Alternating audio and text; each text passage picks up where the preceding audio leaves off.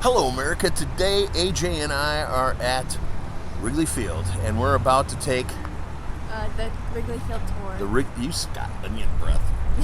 Gee, gyros. Well, we're done with our gyros. Our bellies are full. Let's kick it.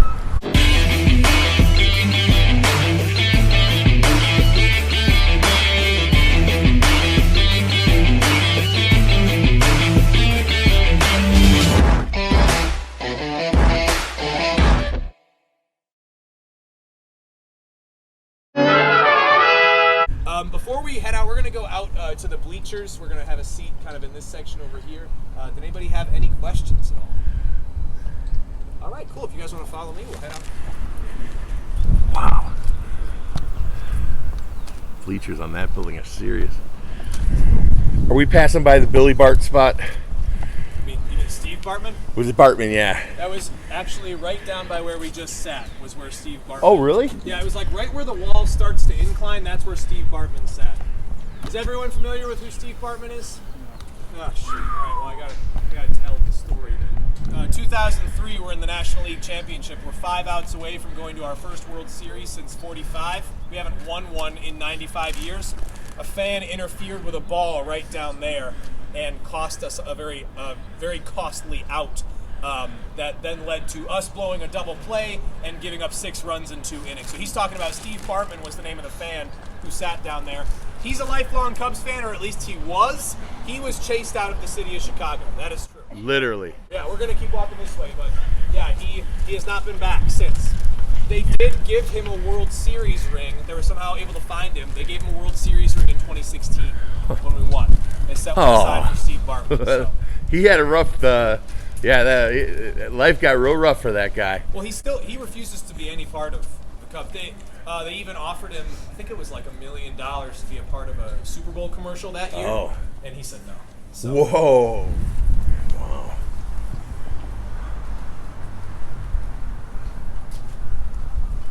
All general admission out here. So these numbers you see here mean absolutely nothing unless we have playoff games where it's like a sold out game.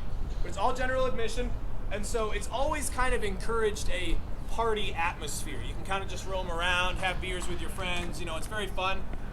These were put out here in 1937, and they've been home to the Bleacher bums ever since. Those are our the name for the people that sit out here. The way they got that name is actually kind of funny. The Bleacher bums were at their peak with their parties out here in the 60s.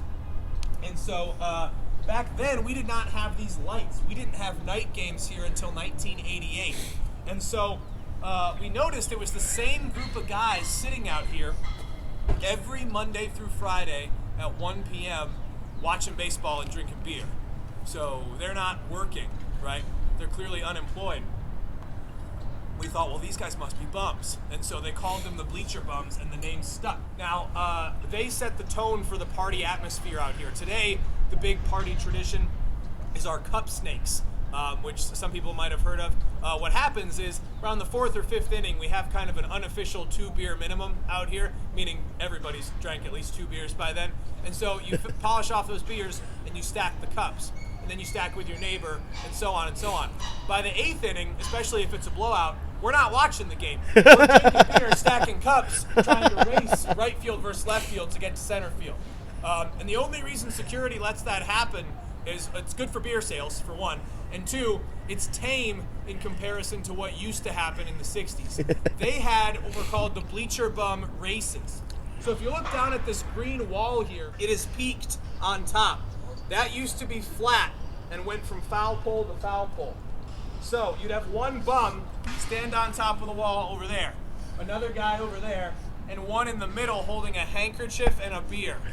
Drop of the handkerchief, these guys sprint on top of the wall. First one to get there gets the beer for free. They were never racing for their first beer of the day. So they're wobbly on that wall. If they're lucky, they fall this way. If they're unlucky, they fall 12 feet down onto that warning track, which is made of crushed red bricks. So that is like diving into an empty swimming pool. So that was a trip to the hospital for sure. What's that?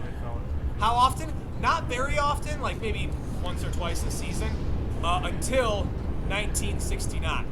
In that year, that was the team that featured all 4 statues out front. Billy Williams, Ron Santo, Fergie Jenkins, and Ernie Banks, all on one team. You had to line up at like 5, 6 in the morning to get seats out in the bleachers. Every day they were sold out. It was unbelievable. So, because the bleachers were so packed with these great bums, they had those races like twice a game. And in 1 year, we saw almost 20 bleacher bums fall onto the field in the middle of games, have to be scraped up and taken to the hospital. So the Cubs made some changes to discourage that. Firstly, they peaked the wall. Very hard to run on. I've tried. Second, they tripled security out here. That stands to this day. We got 3 security guards now. It's great. And we've got this basket that was put in 1970. Most people believe that that basket is for catching home run balls. It did yesterday. Somebody hit Dansby hit his first home run. It landed in the basket. That is a home run. It is not meant for catching home run balls. It is meant for catching bums. It's been about 95% effective over the last 50 years, so we're pretty happy with that. Before we move on and talk about the rooftops, I want to just touch on a couple of things here. So, Wrigley Field got landmark status. It is a federal landmark as of 2020. That's very important because that means that we cannot tear this place down legally unless it's like basically crumbling to the ground. Also, we legally cannot change the name. And if you know anything about like modern ballpark names, it's getting very corporate. You got like Guaranteed Rate Field on the south side, stuff that's not super catchy. So it's nice that it'll always be Wrigley Field.